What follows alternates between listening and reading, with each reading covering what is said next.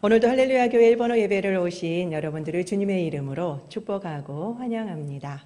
그리고 영상으로 보시는 여러분도 축복합니다. 꼭 가까운 교회나 저희 교회를 방문해 주시기 바랍니다. 여러분들이 기도해 주신 덕분에 일본 큐슈 기독교 선교 유적 탐방을 잘 마치고 건강하게 귀국했습니다.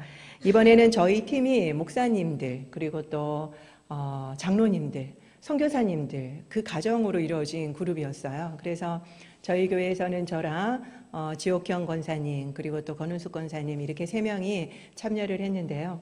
권사님들이 다들 너무 부담스러워 하시는 거예요. 다들 목사님과 장로님들 그룹인데, 선교사님 그룹인데 저희가 가기에 좀 부담스럽다라고 말씀하셨는데 그래도 정말 너무 잘 선교 여행을 마쳤고요. 특별히 우리 지옥형 권사님이 최고령이셨어요. 그렇게 보이시지 않지요. 그런데 정말 어려움 없이 모든 사람들하고 정말 그 모든 일정들을 잘 소화하셔가지고 정말 박수 많이 받으셨습니다. 3박 4일간 매일 새로운 시를 가야 했었어요. 저희가 큐시라고 하는 이 큰 곳에서 여러 시를 다니다 보니까 매일 새로운 호텔에 들어가서 짐 풀고 아침에는 다시 짐 싸고 또 돌아다니다가 저녁 되면 또 새로운 곳에 가서 짐 풀고 짐 싸고 이걸 계속 반복해야만 했었거든요. 그래서 많이 아예 짐을 풀 생각을 안 했죠. 저희들은 그 필요한 것만 쓰고 그대로 놔두고 그랬는데 그랬기 때문에 더 많은 곳들을 우리가 볼 수 있었었고 그리고 또 많은 경험을 할 수 있었었던 것 같습니다. 그리고 특별히 저희는 유적지만 간 것이 아니라 거기 일본 교회도 방문을 해서 일본 목사님들을 통해서 강의를 들었거든요. 너무너무 유익했어요. 그래서 우리 교회 일본어 예배 성도님들이 이 강의를 다 같이 들었으면 좋을 텐데 라는 생각을 저희 모두가 했었습니다.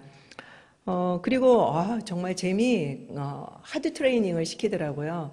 좀 그 버스를 타고 이동하는 동안에는 좀 가만히 놔두면 좋겠는데 잠시도 쉬지 않게 하고요. 일본 역사 공부, 그 다음에 일본 선교 역사 공부 정말 한 번도 쉰 적이 없어요. 그 버스 안에서도 몰래 졸았는 거 외에는 저희는 정말 쉰 적이 없습니다. 그래서 3박 4일이었지만 정말 알차게 여행을 하고 돌아왔습니다. 지금까지 우리 권은숙 권사님은 많은 여행을 다녀오셨는데도 그 중에 제일 좋았다라고 말씀을 하시더라고요. 정말 이번에 지옥현 권사님은 일본 여행이 처음이래요. 그런데 이렇게 좋은 여행을 갔다 오셔서 제가 정말 선택받은 분이라고 그렇게 말씀을 드렸는데 아무튼 그만큼 좋았었습니다. 그래서 여러분들이 다음에 저희 교회에서 이것을 열 때 꼭 참석해 주셨으면 좋겠습니다. 저희가 이번에 갔던 것도 저희 교회에서 이거를 열 생각으로 갔던 거였거든요. 그래서 이거를 해야 되겠다라고 더욱더 확신을 가지게 됐고 여러 군데로 일본 영역을 나눠서 저희가 이런 역사 탐방을 만들 계획입니다.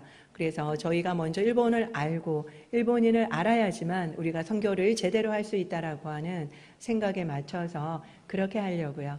그래서 여러분들이 다음에 시간을 꼭 내셔서 구별하셔서 참석을 해주시기를 부탁을 드립니다. 저희는 이번에 일본의 최남단 큐슈를 다녀왔습니다. 제가 예전에 보여드린 일본 지도를 한번 다시 볼까요? 지도를 본 거는 같은데 전혀 기억이 안 나실지도 모르겠습니다. 일본은 요렇게럼 생겼습니다. 길다랗게 생겼죠. 제 오른쪽 위에 홋카이도, 북해도라고 합니다. 라고 하고 그 다음에 노란색으로 되어 있는 데가 혼슈, 바로 일본 본토를 말하죠. 그리고 왼쪽 밑에 조그맣게 있는 것이 시코쿠, 사국이라고 한자로 되어 있어서 시코쿠라고 합니다. 그 밑에 있는 것이 바로 이번에 저희가 간 큐슈입니다. 두 번째 슬라이드를 보면요. 한자도 다 나와 있기 때문에 더 보기가 편하실 겁니다. 혼슈는 이렇게 여러 개로 나누어져 있어요. 그래서 일부러 제가 첫 번째 슬라이드를 보여드렸는데 여기에 큐슈를 보시면 한자가 뭐로 되어 있습니까? 9구자가 있죠. 그러니까 9개의 주로 이루어진 곳이다라고 해서 큐슈라고 하는 겁니다. 그런데 지금은 7개의 현으로 이루어져 있어요. 옛날에는 9개의 율령국으로 되어 있었다고 합니다. 그래서 처음에 큐슈라고 불렀기 때문에 지금도 큐슈라고 부르고 있는 겁니다. 저희는 지금 어떻게 다녀왔는지 보기 전에 큐슈를 보면요. 파란색으로 되어 있는 슬라이드를 보시면 지금 이렇게 7개의 현으로 나누어져 있는데 제일 위에 후쿠오카현, 후쿠오카현에서 그 다음에 그 사가현, 그 다음에 나가사키현, 그 다음에 쿠마모토현 이렇게 왼쪽 위에 부분을 저희가 다녀왔습니다. 그래서 그 부분을 좀 아시도록 제가 큐슈 전체 지도를 보여드리고요. 그 다음에 저희가 다녀왔던 데를 구글 맵으로 다시 캡처를 해서 조금 더 자세하게 설명을 드리도록 하겠습니다. 잘 안 보이시죠? 제일 위쪽에 보면 이제 후쿠오카 공항이 있습니다. 제일 위쪽에 후쿠오카 공항이 있고요. 지금 이 후쿠오카는 일본인들이 한국에 오기가 더 가깝다고 합니다. 부산에 오사카에 가는 것보다 한국의 부산에 오는 것이 더 가깝다고 하고 그 다음에 도쿄에 가는 것보다 한국에 오는 것이 더 가깝다고 할 정도로 거리로는 한국과 아주 가까이 있는 곳입니다. 그래서 후쿠오카에는 한국 분들이 정말 많이 살고 계시죠. 여기 후쿠오카 공항에서 저희는 우레시노라는 데로 왔고요. 이 우레시노라고 하는 데는 도자기가 아주 유명한 곳이고 온천이 너무 유명합니다. 그래서 실제로 온천을 해보니까요. 정말 쭈루쭈루해지더라고요. 너무너무 좋아요. 그래서 여기 온천은 진짜 소문대로 좋구나라는 것을 경험했고요. 그 다음에 이동해서 저희는 나가사키 짬뽕만 제가 여태까지 알았는데 정말 나가사키 짬뽕 이번에 먹어봤거든요. 진짜 맛있습니다. 와 진짜 맛있습니다. 말이 필요 없습니다. 여기 가서 꼭 나가사키 짬뽕을 한번 드셔보셨으면 좋겠고 여기에서 정말 그 유명한 26성인 순교기념관 정말 유명하죠. 거기에 저희가 갔다 왔고 그 다음에 침묵, 사일런스 이거를 만드신 엔도 슈샤크 기념관을 저희가 다녀왔습니다. 그리고 여기에서 저희가 운젠이라는 데를 갔는데요. 이 운젠은 운젠 지옥이라고 하는 곳이어서 온천 그러니까 백도랍니다. 거기를 가니까 정말 그 유황가스가 계속 뿜어져 나와요. 그곳에 나가사키에서 사람 기독교인들을 잡아서 끌고 가가지고 발부터 온천물을 100도가 되는 온천물을 붓는다고 합니다. 그래서 그래도 신앙을 버리지 않으면 점점 올린답니다. 그 물을 뜨거운 온천물을 올려서 어깨까지 끼어 붓는데요. 온몸이 화상을 입죠. 그래도 죽지 않잖아요. 그럼 다시 감옥에 놔뒀다가 그 화상 입은 것이 치료가 되면 다시 데리고 나와서 발부터 다시 온천물을 붓는다고 합니다. 여러분들도 알겠지만 조금만 고통이 있으면 그 고통이 예상되기 때문에 참을 수가 없어요. 그러니까 얼마나 악랄한지 어떻게 이런 고문을 할 수 있을까? 저는 정말 믿을 수가 없었어요. 같은 일본인들에게 이렇게까지 고문을 하는 걸 보고 너무 놀랐는데 치가 떨리더라고요. 13번이나 이 고문을 당했는 한국인도 있다고 합니다. 그 안에 조선인도 있었기 때문이죠. 그래서 이 운젠을 다녀왔고요. 그 다음에 아마쿠사라고 하는 데를 갔어요. 이 아마쿠사라고 하는 데를 가서 미나미 목사님이라고 식무하시는 중앙 그리스도 교회를 갔는데 그리고 천인총, 정각사 이런 데를 방문을 했습니다. 이 분이 미나미 목사님이라고 하는 분이 강의를 들으면서 정말 너무너무 가슴이 아팠습니다. 그곳은 아직도 교회에 아이들이 잘못 놀러만 가도 돌아오면 엄마한테 얻어맞는답니다. 얼마나 그게 대대로 교회는 근처도 가면 안 된다라고 하는 게 세뇌가 되어 있으면 실수라도 교회 뜰을 밟으면 안 된대요. 그러니까 얼마나 기독교에 대해서 적대적인지 말도 못하겠더라고요. 저는 오히려 기독교인들이 더 많지 않을까라고 생각했는데 역으로 그 지금까지 역사적으로 270년간을 그렇게 박해를 받았기 때문에 아예 얼씬도 못한다라고 합니다. 그렇기 때문에 자기들은 기독교인들하고 관계없는 사람이다라고 신년도에 걸어놓는 것을 1년 내내 걸어놓는데요. 그 정도로 차별화를 하고 있더라고요. 그래서 이 지역에서 그 처형이 일어났던 10,000명을 처형했던 장소와 무덤 사이에 교회가 있어요. 이 교회가. 그런데 이 교회에서 십몇 년 전에 이 미나미 목사님이 오셔서 교회를 세우셨는데 20명 정도 지금 교인으로 있다고 합니다. 정말 순교자의 영성으로 이 교회를 지키고 있고 또 이것을 계속 증거하고 계시더라고요. 미남이라서 한자로 남 아닙니까? 남. 그래서 한국 사람 아니냐라고, 남씨가 있으니까 저희 한국에는, 그래서 한국인이 아니냐라고 또 생각하는 한국 분들이 있다고 합니다. 그 다음에 천인총, 정각사 여기를 둘러봤는데 대부분 기독교 역사가 있던 곳을 다 덮어버리고 절로 덮어버렸어요. 아예 알 수 없도록 절을 다 세워놨더라고요. 모든 곳에 절로 다 덮어놨습니다. 그래서 이거를 수리하려다가 밑에 그 유적이 발견이 되니까 바로 시멘트로 발라버린답니다. 못 찾도록. 그 정도로 심하게 기독교 문화를 덮으려고 하는 곳이었습니다. 이 아마쿠사를 지나서 그 다음에 저희가 쿠마모토에 가게 됐는데, 쿠마모토가 바로 이 큐슈가 서방 사람들이 접근하기가 가장 좋은 곳이었어요. 그래서 기독교가 제일 빨리 전해졌습니다. 그렇기 때문에 기독교인들도 제일 많아서 여기에 나가사키에서 이렇게 26인 성인이 순교를 한 이유도 교토에서 잡아가지고 한 달 동안 걸려서 여기까지 와가지고 순교를 하게끔 십자가에 못을 받고 창으로 찔렀다고 합니다.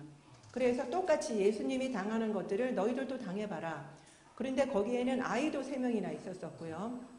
그 다음에 그 프로토칼 신부님 뿐만 아니라 성도님들이 있었는데 원래는 24명이었대요. 그런데 교토에서 걸어오는 동안에 2명이 나도 기독교인입니다. 나도 죽여주십시오 라고 같이 둘이 합류를 하는 바람에 26명이 되었다고 합니다. 그래서 그 제일 나이 어린 애가 13살이었는데 너무너무 가슴이 아프니까 네가 그냥 부인해라. 그럼 우리가 살려주겠다. 그랬는데 그 아이가 도착하자마자 내가 질 십자가는 어디에 있습니까? 라고 묻고 당당하게 십자가에 졌다라고 하더라고요. 정말 이들의 신앙이 얼마나 숭고한지 이야기를 들으면요. 저희라면 그럴 수 있을까? 저는 솔직하게 자신 없더라고요.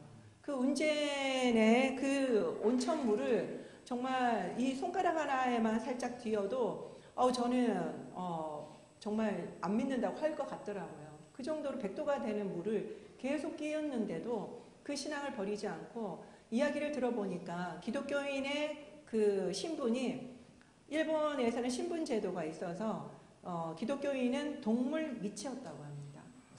그래서 막 죽여도 된다고. 우리가 동물을 잡아먹잖아요. 그런 것처럼 이 손가락 3개를, 중간 3개를 다 잘랐대요. 너희는 동물이다. 인간이 아니다.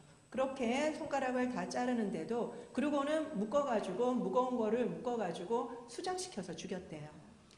그런데도 2 손을 번쩍 들고, 이 피가 철철 흐르는 2 손을 번쩍 들고 하나님을 찬양하면서 죽어갔다고 합니다.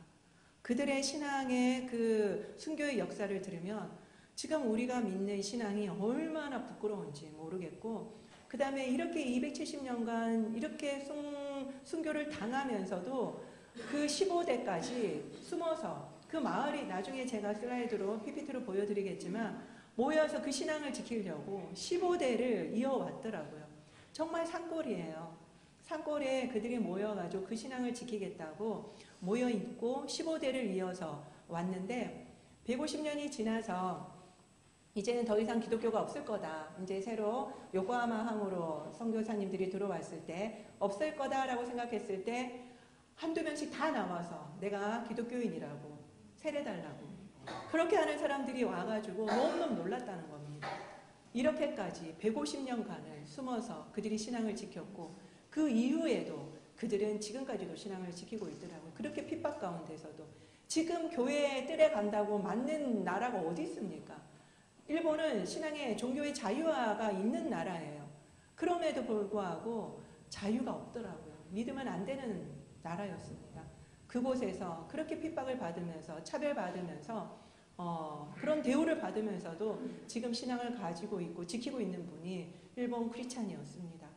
그래서 저는 아까도 말씀드린 것처럼 정말 0.4%, 1%가 안 된다라고 해서 저희는 너무 마음 아파했지만 이거는 놀라운 그 프로다, 확률이다. 어떻게 이분들이 이 고난 가운데 이만큼 신앙을 지킬 수 있었을까? 우리라면 가능했었을까? 저는 일본인이었기 때문에 이것이 더 가능하지 않았는가? 너무너무 가슴이 아프고 그들이 이 정도라도 신앙을 지켜준 게 너무나도 숭고하게 느껴지더라고요. 그래서 지금까지 신앙이 없다라고 생각했던 그 생각이 바뀌었고, 그 다음에 이 정도이니까 기독교인들이 될 수가 없는 거예요. 일본인들이. 어떻게 이렇게까지 270년간 박해를 받고 근처도 가지 말라라고 세뇌를 받고 엄마들이 거기는 가면 안 돼라고 얼마나 세뇌를 시켰겠어요. 그런데 지금도 신앙을 가지고 있는 겁니다. 저는 그걸 볼 때 너무너무 제 신앙이 부끄러워졌고 그들에게 감사하는 마음이 생기더라고요. 그래서 여러분들이 정말 여기를 다녀오면 일본인들에 대한, 일본 크리스찬에 대한 생각이 달라지실 겁니다. 그분들을 존경하게 될 것이고 우리의 옷깃을 더 여미게 될 것이고 더 우리가 겸손하게 그들에게 대하지 않을까 싶습니다. 자세한 이야기는 제가 조금 이따 드리고 우리 권은숙 권사님이 나오셔서 간증을 해주도록 하시겠습니다. 우리 박수로 맞도록 하겠습니다. 목사님이 역시 목사님이시라서 주요한 얘기는 다 하셨어요. 겹치지 않을 수가 없죠. 같은 곳을 보고 왔는데. 그래서 아무튼 저 나름대로 거의 똑같은 얘기입니다만 말씀을 올리겠습니다. 비전 트립 가기 전부터 저한테는 발목에 이상이 와서 정형외과 한의원 등을 다니면서 치료를 받았어요. 그런데도 상태가 좋아지지 않아서 이제 기도하면서 허리, 무릎까지 파스를 단단히 붙이고 이 비전 트립을 나섰습니다. 그래서 그동안의 이 선교 여행가는 이 QC 지역엔 전혀 다른 그 형식이었어요. 예전에는 우리가 가서 한국 문화를 보여주고 뭐 김치전을 만들고 만도린을 하고 이런 식으로 진행되었었지만 그 가운데서도 은혜가 있었지만 이번에는 완전히 이런 유적지를 돌아다니고 또 그 교회를 방문하고 강의를 듣고 이런 식이었거든요. 아주 하드 트레이닝이어서 너무 힘들었습니다. 근데 이제 그 중에서도 아까 말씀드린 모두 다 사역자였기 때문에 우리는 사역자가 아닌데 그래서 굉장히 부담스러웠어요. 그 사이에서. 근데 일단 출발 전에 필독서를 읽고 오게 해서 2권을 읽고 갔는데 나가사키의 십자가라는 오늘 설교 제목과 같은 책이었습니다.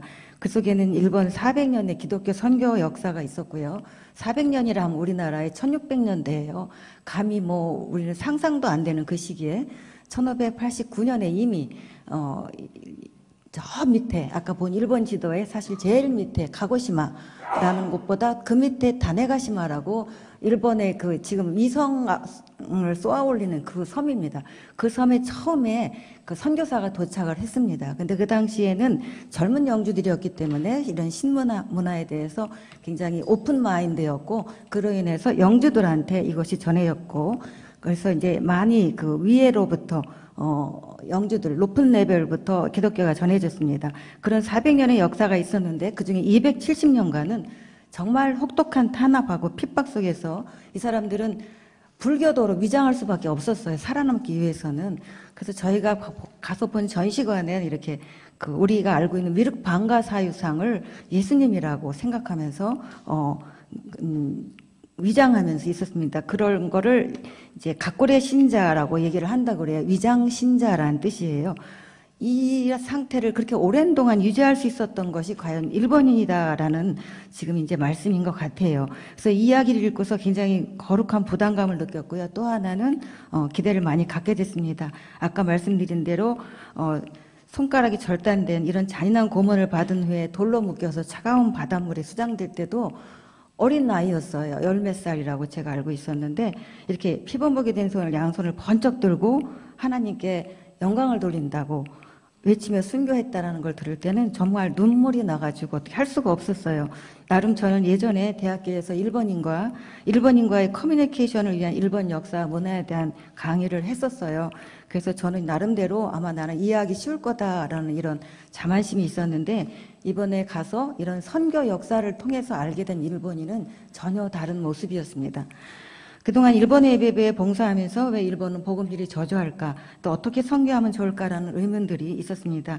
그런데 이런 의문들이 조금은 해소되는 것 같고, 오히려 일본 선교에 대한, 그전에는 뭐 일본 선교는 도저히 안 된다라는 그런 말들만 들었는데, 그런 거에 대한 이제 비전이 새로 생겨나고 일본에 대한 이해가 더 깊어지는 경험을 하게 되었습니다. 첫째 날 방문한 우리 신호교회에서는 한국 크리스찬으로서 일본 선교할 때는 어떠한 자세를 가져야 되는가라는 얘기를 들었는데, 우리가 한국인이 가지고 있는 열정, 그것도 아니다, 능력도 아니다, 오직 예수님의 마음으로 일본인을 진심으로 배려하고 헌신하는 자세가 필요하다라는 얘기를 배우게 되었습니다. 둘째 날은 말씀하신 대로 나가사키를 방문했습니다. 저도 똑같이 나가사키 하면 짬뽕만 떠올랐어요. 그런데 나가사키의 이 니시자카 언덕이라는 곳에서 아까 말씀대로 1597년, 그 숫자를 잘 생각해 보세요. 1597년 우리나라 어땠는가를. 26명의 크리스찬이 십자가 처형을 받은 대순교가 일어났고요. 1622년에는 56명이 순교했고, 그 중에 25명은 장작불에 천천히 그을려 죽이는 화형을 당했대요. 그 앞에서 그의 가족과 선교사를 숨겨준 31명이 목을 베어 참수당하는 그런 순교 사건도 일어난 끔찍한 곳이었습니다. 이 외에도 임진왜란 당시 끌려온 조선인 도공들이 그 영주들에 의해서 신앙을 갖게 됐습니다. 그래서 여기서 전도사가 됐고, 이 사람들도 산채로 화형을 당했다고 그래요. 그전에는 우리나라에는 뭐 기독교의 기자도 몰랐던 그 시대였죠. 근데 그 옛날 조선인도 벌써 순교의 반열에 세워져서 구원받았다는 사실이 안타깝기도 했지만 한편으로는 뿌듯한 마음도 들었습니다. 지금 그 언덕에는 순교 기념관이 세워져 있었고요. 그래서 앞으로 나가사키 하면 순교라는 단어가 가장 먼저 떠오를 것 같습니다. 그리고 1629년에는 나가사키에서 체포된 64명이 저희가 묵었던 운젠이라는 온천으로 끌려가서 아까 말씀드린 대로 100도가 넘는 그런 끓는 온천물의 고문을 받았고요. 그 가운데 27명이 여성이었다고 합니다. 그 중에서 아까 목사님이 얘기한 13번 온천 고문을 받고도 끝까지 믿음을 지킨 여성이 조선인이었다고 합니다. 그래서 일본의 온천지는 대부분 뭐뭐 지옥이라고 표현해요. 뭐 백부도 지옥, 무슨 지옥 많이 들어보셨죠? 온천 선전할 때. 근데 아마 이곳의 명칭도 운젠 지옥이었는데 어떻게 보지도 못한 지옥을 어찌 알고 그 같은 끔찍한 고문을 생각해냈는지 정말 상상조차 하기가 싫었습니다. 세 번째 날 방문한 곳은 아마쿠사 지역의 그 미나미 목사님 교회였습니다. 아까 말씀한 대로 아이들이 그 교회 땅만 잘못해서 밟기만 해도 집에 가서 얻어맞았다는 얘기를 들었고요. 당시 그 처형장과 무효지 사이에 있는 교회를 어떻게 목사님이 이거를 사역을 하고 계실까, 그게 궁금해서 여쭤봤더니 순교의 마음으로 하고 있습니다. 그러면서 당신들도 이 순교적 마음으로 선교를 해주세요라는 이런 당부를 받았습니다. 그곳은 한때 크리스찬 영주들, 특히 그 고니시 유키나가라고 우리도 잘 알고 있는 소서행장, 우리나라 임진왜란에 왔던 그 장군이 사실은 기독교인이었대요. 알고 보니까. 근데 아무튼 이제 위에서 명령하니까 상몽 복종해야 되니까 왔겠죠. 이 배려로, 이 사람의 배려로 굉장히 그곳은 왕성하게 예수를 전하던 그런 곳이었대요. 아이러니하게도 지금은 아까 말씀대로 정각사라는 아주 큰 절이 세워져서 은폐되어 있었어요. 이렇게 절이 큰가 했더니 그것이 바로 아까 얘기한 고니시 유키나가라는 그 영주가 배려해서 가장 좋은 땅, 가장 좋게 넓은 데를 기독교를 전수할 수 있는 그 장소로 원래는 했었던 곳이래요. 그래서 그걸 은폐하다 보니까 절도 이제 크게 지어가지고 다 덮은 거예요. 그래서 아까 말씀한 대로 그 후대에 공사를 하다가 우연히 크리스찬 유적이 발견됐지만 이제 어쩔 수가 없으니까 지금은 굉장한 유물로 보존을 하고 있었는데, 그곳에는 지금은 이제 유산으로 보존을 합니다만 더 많이 나올까봐 빨리 시멘트로 다 발라버렸다고 합니다. 그래서 더 파면 팔수록 계속 유적이 나오는데 이제 그게 더 싫은 거죠, 이 사람들은. 그곳에는 이제 처형당한 곳에는 혼을 달래는 공양비도 세워져 있었어요. 그래서 마치 일본인은 참 이렇게 또 이 사람들을 위해 주나 보다라고 생각했는데, 그것은 그게 아니라 이제 그 또한 크리스찬 말살로 인해 가지고 인구가 3만 명이었던 사람이 10,000명 정도로 확 줄어버렸대요. 그러니까 거기를 지킬 사람들이 없으니까 이 사람들을 위령한다라는 그걸 세우고 거기에다가 이제 자기들의 그 정당성을 할 수 없이 죽일 수밖에 없었다라는 거를 이렇게 알리는 그 수단으로 그런 그 비석을 세웠다고 해요. 그리고 그 일대에 저런 대부분 남만사라는 절들이 있는데, 이 남만이라는 단어는 남쪽 남자하고 야만할 때 만자예요. 그 이제 이 포르투갈, 스페인 쪽에서 온 선교사들을 남쪽에서 왔다, 남쪽에서 온 야만인이다라는 좀 비하하는 말투로 이렇게 얘기했는데, 옛날엔 이곳에서 크리스찬들이 예수를 전하는 곳이었는데, 이제 그래서 이 사람들은 절밖에 모르니까 남만사라고 얘기를 했는데, 이제 지금도 남만사라는 용어는 통해지고 있습니다만, 대부분의 거기 있는 지금의 절들은 다 예수를 전하던 곳이었다라고 생각을 하시면 될 겁니다. 그래서 예전에는 언뜻 조금 알 때는 왜 저를 불교도가 스님이 예수 믿는 사람이라고 그러지? 라는 이상한 생각을 했었는데, 이번에 의문이 저한테는 굉장히 많이 풀렸습니다. 그래서 이번에 저도 돌면서 정말 그동안 제가 보지 못했던, 알지 못했던 것들을 알게 돼서 너무 유익했고 너무 감동이 많았어요. 그래서 여러분들한테도 꼭 여기는 정말 우리 믿는 사람으로서는 또 가까운 이웃인 일본에는 꼭 가봐야 되고 싶다. 우리나라가 선교 역사를 자랑하지만 정말 일본의 이 400년의 역사 속에서 270년간, 그리고 사실은 오늘날까지도 그 틀에 얽매여서 있다는 사실을 깨닫게 됐습니다. 그래서 저는 이번 비전 트립을 통해서 다른 것보다도 일본인의 영혼을 진정으로 긍휼히 여기는 마음이 생겼어요. 지금까지는 어떻게 보면 그냥 형식적이었나 모르겠어요. 근데 전에는 일본인들이 아마 풍요로워서 또 다신교도라서 못 믿는가 보다 이렇게 생각을 했었는데, 정말 그들이 믿고자 해도 믿을 수 없는 그 뿌리 깊은 심정적 요인이 있다는 걸 알게 되니까 오히려 불쌍한 마음이 들었습니다. 그래서 예수님을 믿을 수 없는 그 트라우마, 이것이 이해가 되면서 오히려 정말로 저들의 영혼이 불쌍하게 여겨졌어요. 그래서 우리는 우리의 의지로 기독교를 선택할 수 있지만, 저들에게는 기독교를 믿으면서 270년간의 그 잔인한 고문을 당하고 핍박을 받고, 또 이렇게 사람들을 5명씩 묶어가지고 서로 감시하게 만들었어요. 그 중에 1명이라도 믿으면 5명이 다 죽음을 당하는 5인조 감시제도라는 것도 있어서, 이렇게 하지 않으면 안 되는 정말 사악한 종교다. 이렇게 사교로 기독교를 모든 사람들에게 알렸습니다. 그래서 이렇게 잔인한 고문을 한 이유도, 이거 봐라, 이걸 믿으면 이렇게 다 죽는다, 이렇게 처참하게 죽을 수밖에 없다라는 걸 알리기 위해서 일부러 십자가 처형을 하고도 뭐 정말 한 며칠을 갖다 그대로 걸어 놓은대요. 본보기로 하는 거죠. 그러니까 이런 것들이 믿지 못하게 하려고 아주 씨를 말리려는 그들의 계획이었다고 합니다. 당시 사회적으로는 그래서 기독교인은 마치 도둑이다, 범죄자다로 취급이 되었고, 이들에 대한 처벌은 국가의 안정과 사회 안정을 위한 필요한 일로 당연시되어 왔다고 합니다. 그래서 이러한 반기독교 정서가 메이지 시대 헌법 속에도 사실은 고묘하게 이것이 녹여져 있어요. 교육 치거라는 것 속에서도 신앙이라는 건 내면적인 거지 전도해서는 안 된다라는 것이 교육 치거 속에 명시되어 있다고 합니다. 그런 식으로 그 현대 근대에 이르기까지도 이렇게 믿어서는 안 되는 기독교로 사교로 이렇게 얘기를 해왔기 때문에 그 일본인들의 의식 속에는 정말 이 400년 동안 이거는 믿어서는 안 되는 아주 나쁜 종교로 자리 잡고 세뇌어진 그 사실이 알게 되어서 굉장히 안타까웠습니다. 기독교인을 동물 아래 계급으로, 산업공상 그 밑에, 동물 그 밑에 말하자면 기독교인이었던 거예요. 그래서 이런 계급 속에서도 이 사람들이 신앙을 지켜왔고, 오늘날 1%라고 하지만 실제로는 그건 이제 그 이단 종교까지 합해서 1%라고 얘기하는 거고요.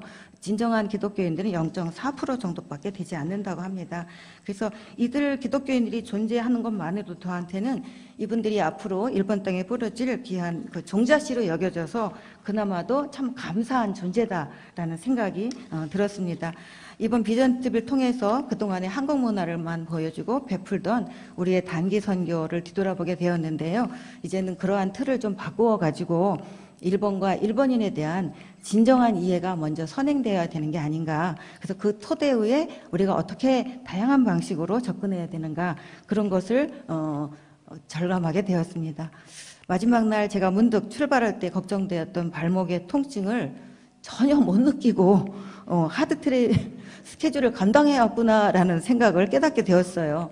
근데 오늘은 조금 아프네요. 그래서 그때는 못 느끼게 하시더니 오늘은 아파서 완전히 치유해 주신 건 아니네요. 그런 생각을 했습니다. 아무튼 이 모든 걸 가능케 해주시고 일본 선교에 참여할 기회를 주신 하나님께 모든 영광을 올려드립니다. 감사합니다.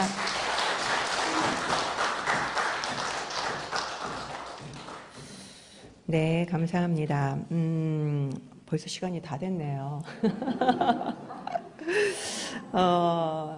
일단 제가 준비한 거는 그러면은 다음 주에 제가 PPT하고 다 준비를 했는데 지금 이거를 열면은 시간이 너무 오버될 것 같아서 다음 주에 나눠드리도록 하겠습니다. 오늘 권은숙 권사님이 또 일본어를 전공하셨고 또 일본에서 유학하셨고 그 역사와 전통을 또 가르쳤던 교수님으로서 너무 잘 저희들에게 설명해 주신 것 같습니다. 오히려 더 저의 설교보다 더 유익했던 것 같고요.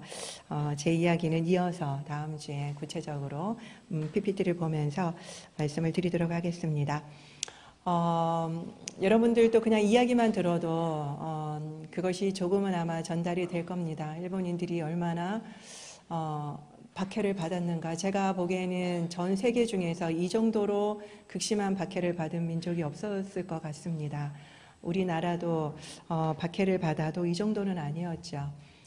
그 정도로 끔찍한 박해 가운데서도 신앙을 지키고 숨어서 아까도 말씀하셨지만 방가사유상 조그만 요만한 방가사유상이 있는 거예요. 그래서 이게 뭔가 했더니 자기가 불교 신자인 것처럼 속이려고 그것을 세워놓고 야세타 예수사마, 그러니까 바짝 마른 예수님이라고 부르면서 예수님을 생각하면서 기도했대요. 그러니까 다 숨겨야 되니까요. 그리고 옛날에 제가 봤던 다큐멘터리에는 빛을 비추면은 십자가가 나오는 거울이 있었습니다. 그렇게까지 힘들게 신앙을 지켰던 일본 기독교인들입니다. 이 시간 우리가 정말 그동안 부정적인 생각을 가지고 일본은 전도가 안 되는구나, 안 될 수밖에 없는 구조였습니다. 그런 그 뿌리까지 그렇게 박해를 받았던 민족이기 때문에 일반 민들에게는 기독교를 가까이 할 수가 없었죠. 이런 생각들이 깨어지도록, 그리고 복음이 편만하게 증거되어지고 정말 그 믿음을 지켰던 그들이 정말 더 신앙을 증거하는, 전도하는 자들이 될 수 있도록 우리가 그것을 목도하는 자들이 되게 해달라고 함께 기도하고, 이 어려운 그 땅, 척박한 땅에서도 복음을 증거하는 목사님들, 전도서가 있는데 전도할 목회자가 없다고 목회자 좀 보내달래요. 그런 것처럼 우리가 갔으면 좋겠습니다. 여기에서 놀지 말고 우리가 갔으면 좋겠습니다. 우리가 지금은 당장 못 가더라도 기도는 할 수 있지 않겠습니까? 그 목사님이 제발 기도해달라고 부탁하셨습니다. 이 시간 일본 땅을 위해서 함께 기도합시다. 그리고 선교사님들, 그리고 또